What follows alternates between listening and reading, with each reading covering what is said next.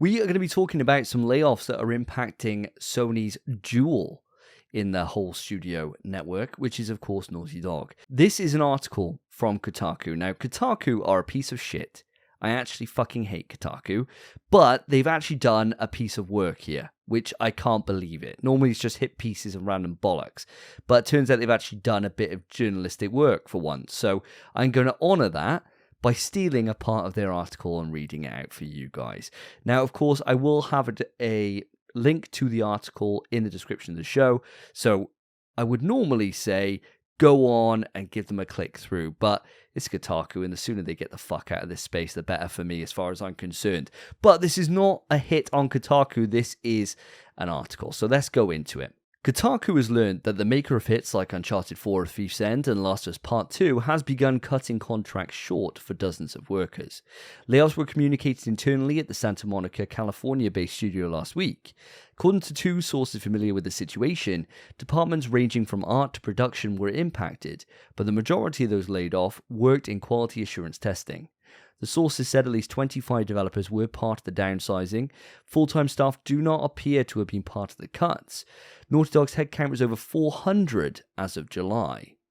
Now, sources tell Kotaku that no severance is being offered for those currently laid off, and that impacted developers, as well as remaining employees, are being pressured to keep the news quiet.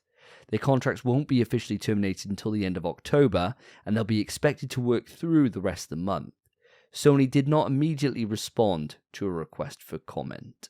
Now, the article goes on to say that despite hit ratings for the recent HBO adaptation of The Last of Us, a multiplayer spin-off for the zombie shooter based on the first game's factions mode has struggled in development. Bloomberg reported in June that Sony had diverted resources away from the project following a negative internal review by Bungie, the recently acquired live service powerhouse behind Destiny 2. One source now tells Kotaku that the multiplayer game, while not completely cancelled, is basically on ice at this point. Well, lads, actually a bit of good journalistic work from Kotaku, so praise there for that. What are your thoughts on all this, guys? Now, Spence, I'm going to come across to you first because you are a Last of Us fanatic, you are a massive fan, and you actually stuck with the Factions multiplayer mode to earn that coveted trophy, that PlayStation Platinum that you earned from this game. What do you feel about all this? Give me your thoughts. Well, I mean, it's just horrible news. And it's not something you want to hear about one of your favorite studios. It is not nice. And the fact that they're expecting these people to keep working through October, telling them you're not getting a severance and you're gone at the end of the month, ridiculous. If I was one of those contracted employees, I would walk straight through the door. I mean, I wouldn't. You're getting, you may as well earn some money before you go. But I would sit there and do diddly for that month. I would not do a thing. And I wouldn't blame them if they don't. It is horrible for them to just pull the rug under them like this. No severance, no nothing. And it's just not what you want. I mean, all this news about Factions being on ice and stuff, it's probably been on ice for a while. I mean, it was supposed to come out with Last of Us Part 2 in like 2019, and never happened. And got delayed, apology, delayed, to the point where it became a rumor of a game. And it is ridiculous that it's got to that point. And it's just not something I'm really expecting to see even happen at this point.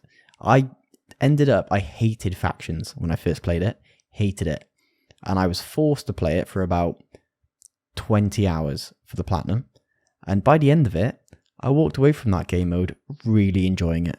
I actually got into it, got into the systems and how it works and how the multiplayer functions.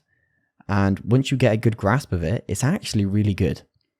I walked away from it really enjoying my time with Factions and not regretting that Platinum at all. A lot of work, but it's my favorite game of all time. So I'm really glad I earned it. And I'm working towards Part 1 right now.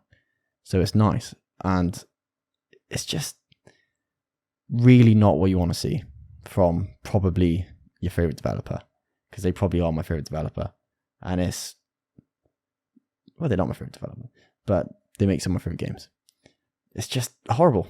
Absolutely horrible news. We hear about layoffs all the time, but even then, usually there's a bit of, sympathizing and stuff behind it. This just seems like they were axed, just cut in the worst way possible. And it's horrible to hear about it. So, Naughty Dog, my opinion of you has soured a little. So you better come swinging with something good, because that is awful news. And it's weird as well, seeing as they've been hiring for a long time. But I suppose that's for their full-term staff.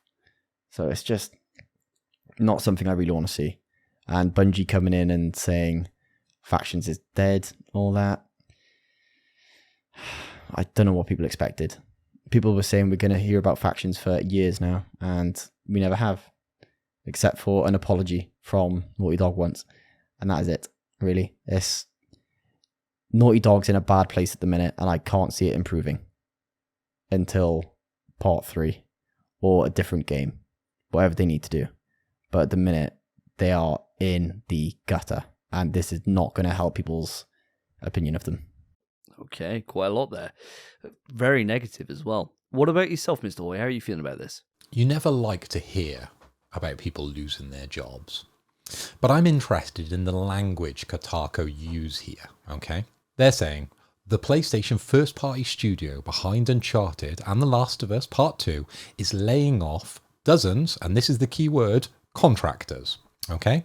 And then they go on to mention that full-time staff do not appear to have been cut. Okay? So that's super important. That's the bit I've honed in on, right? Now this article feels like it's a bit of a something of nothing. It feels like they're trying to make a mountain out of a molehill here. Now, do contractors normally get severance pay? Now, I've never worked in the video games industry, but I've worked in tech companies. And normally, a company would have a clause in a contract. Now, if they need to get rid of said contractor, they could do that early, okay? And that's kind of standard practice, okay? That's the contract you've signed to work for the company. And you understand that's always a possibility. So you're never really expecting severance pay here. Now, I think Kotaku have just pulled that in there to pull the heartstrings a little bit, because we hear about people getting sacked, people getting moved on from video games industries all the time, and they're trying to build a story here. Now, you've connected it in your brain, Spence, to the news about Factions. And that's probably the obvious thing. I think a lot of people on Twitter, I'm seeing the outrage. They've connected the two there. Now, I personally don't feel like getting rid of a couple of contractors, regardless of how many, really matters too much to the news on Factions. I really don't. I think there's two separate stories here, personally. But I think they've just happened to get rid of some contractors, and we're hearing the fallout. So they're like, oh, they're getting rid of people, fire and brimstone, everything's going wrong at Naughty Dog. I don't think so. I really genuinely don't feel as bad as you do, Spence, about all this. Now, I never like to hear about people losing their job. And it's always kind of a terrible stance as soon as people are put in that area and they lose money, they lose their livelihood, they lose the dream job at, the video game company that they've always wanted to work at. But I think this is standard practice. I genuinely do. I've got to come in slightly different to you guys, but more along the same line as Phil. In that, the thing is, you bang on, Phil. When it comes to contractors, they're not. You're going to be on a timescale generally, or if not, it would be specified for like a project, right? And you're quite right. We got contractors in my work, and it's a case of as soon as that job's done, or as soon as that job they're not needed anymore, gone. You're not offered any chance to be able to get any additional pay. And a lot of the time, these contractors are working as part of like a sub company, which they then contract into. So then they just move on to a different project. So they still keep their job, but they're not working for that company. Now, this could be different. They could be just, dayers who come in and, they're just, doing it for a set number of months or a set project, and that's it. And then bye. And the hope is that they'd make an impression and get on to be permanent members of staff, right? And that's kind of that's the unfortunate song and dance of the video game industry, as well as many other industries, is that you try and make a good impression so you can try and hang around and become permanent. It's the way it is. It's not really a big deal. The thing for me that I'm focusing on this is the QA team, the quality assurance. Now, your quality assurance should be a part of a product at every single stage, right? So you want your QA team to be there from the very inception of a project right until the very end. But when you're talking about the contractors that would do the QA, that's for the people that generally you'd bring on when you're doing a lot of testing. When you do a lot of testing on a project to make sure how it's working, is everything running the way it should do? Is there bugs? Is there this? Is there that? Are they able to read the map design properly? That kind of thing, right? Now, for me, I'm tying the dots very much in with factions in terms of, and this is where I differ from you, Phil, in as much as I think that Bungie report held a lot of weight. And I think that they came in, they looked at what Naughty Dog had done, who are primarily a single-player focused studio that do have experience in the multiplayer realm. However, their multiplayer offerings are very much a case of they're tied to a game and that they don't really grow outside of that. So they're not trying to keep longevity for the longest time ever. They're kind of supplemental modes that run alongside the main hit piece. If you think about the way that Uncharted 2 and 3's multiplayer worked, and same with The Last of Us's multiplayer works. Great modes in their own right. They had their own very, very dedicated communities, which ran for years, but they're not exactly the same thing as, like, say, I don't know, like a Fortnite or an Apex or, you know, any of these other live service games. And when Bungie come in and they look at this, and PlayStation's whole focus has been on creating live service games and this kind of value retention that you keep from your players, if they come in and Bungie just fucking know this place really well, and they say, look, you've done a great game here, Naughty Dog, but it's not got a way to monetize content efficiently. It's not got systems that are in keeping with what a live service game needs to do today to be able to grow and find a larger audience outside of your core. That's going to hold a lot of weight. And this is why the studio got bought. This is why Bungie got bought. Sure, Destiny's important, but that's not the big thing that they add. They add that expertise in a field that Sony does not have. And so if they come in and they put a report out that says, actually, it's great, you know, it runs great, the game's fantastic to play, but it's not enough. At that point, you got to take it back to brass tacks. You got to do a lot of work to be able to then remodel that entire game, to be able to make it fit within what Bungie, say, have recommended. And at that point, do you need these testers on a project for something that needs to go all the way back? No, you don't. So you bin them off, and then you'll look at replacing them when you get to that same part in that project later on. And that's what I believe has happened here. I believe it's clear cut as that. And I could be reading the tea leaves and reading this completely wrong, but that makes perfect sense to me. And I think that ultimately, would I like to see a multiplayer game that comes out and has a small dedicated fan base, but doesn't make much of a sting everywhere else? For The Last of Us, no. For Helldivers, yeah, fine. Because it's not that same kind of IP. This is The Last of Us, and this thing now has been built up for quite a lot. It's got a lot of hype behind it. You need to come out and this really needs to swing, and this needs to be a hit. It needs to. And if that means that, you know, Naughty Dog have to take it back to formula and, you know, really work on it from the ground up again, and it comes out in 2 more years' time, but it works properly and it's everything they want it to be, I'd much prefer that than them go out and launch something that's just a little spit in the pan and doesn't build into anything more. And I think with a studio like Naughty Dog, you know that they will do the damnedest to launch a great product. And I think sometimes you've got to have the balls to say that, okay, we didn't know. You know, we've tried, we've gone in a way, it hasn't worked out. Let's take it back. And I think that's what's happened here. And personally, I'm really grateful for that.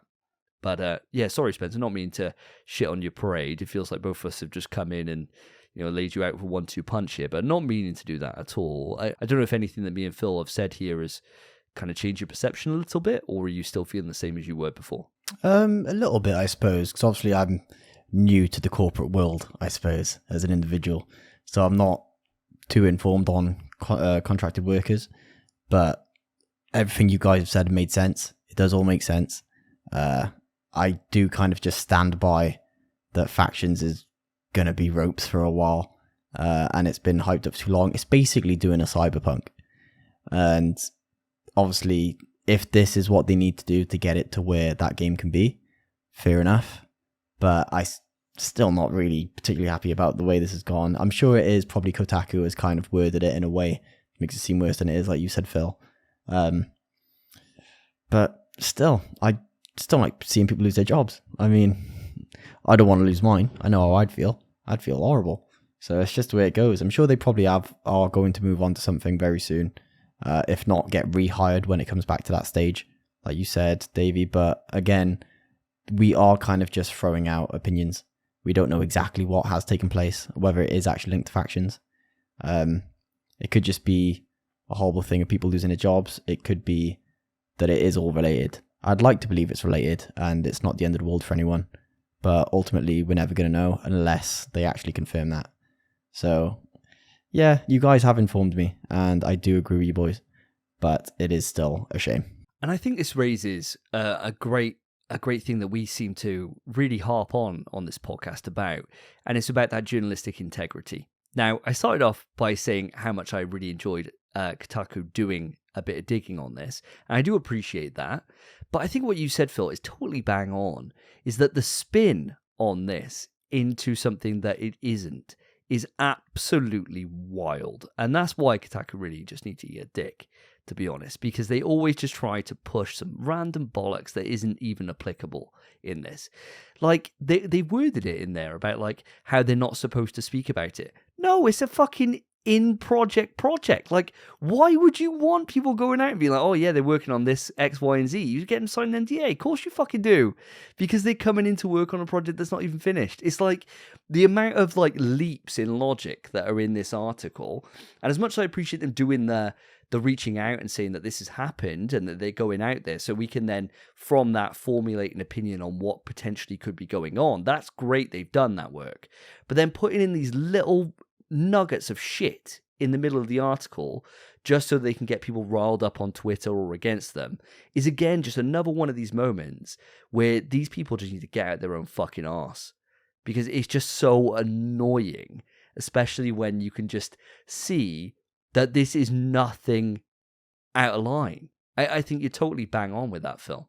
I've reread this a couple of times when I was sort of forming my opinion on it. And I think the deeper you go into this article, the more farcical it becomes, because each paragraph just jumps around to other things just to make you think the situation's worse. They go off and start talking about other companies that have lost millions of staff. And that might be a genuine purpose there, where they've actually lost staff because the studio has gone downhill. They reference loads of different things that have happened in the past. And it's like forcing you down this route. And yes, if you just read it on the face of things, you would think shit is really hitting the fan over in Naughty Dog. But I think, yes, you've just got to take a step back when you read Kotaku and just try and think about things for yourself rather than just fully believing the article. And maybe that's what we've kind of done a little bit here. But at the same time, you just need to be a little bit objective with it and just concentrate on some of the wording that's in there.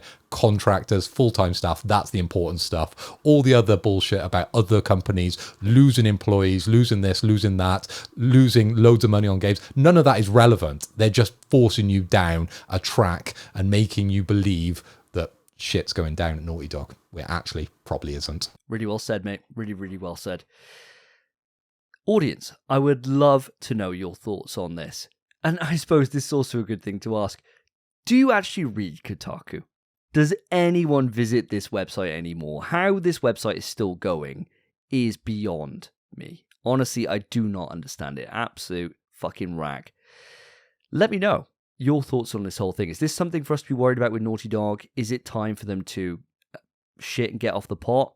Or is it a case of just keep cooking and see what they're going to cook up a storm for you? Let me know. Write into the email pswetrust@gmail.com or reach out to us on the socials. @InPSWeTrust at Twitter is the best one to interact with us as a show.